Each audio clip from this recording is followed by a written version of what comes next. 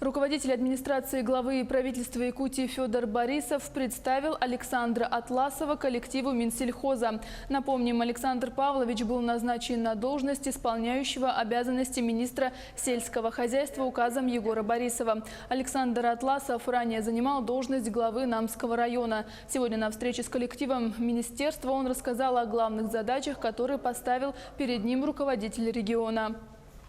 Это первое это сбыт сельхозпродукции, это восстановление системы сбыта, система реализации продукции, сельхозпродукции. И второе это дальнейшее развитие кооперативов на уровне ГУСов, на уровне республики.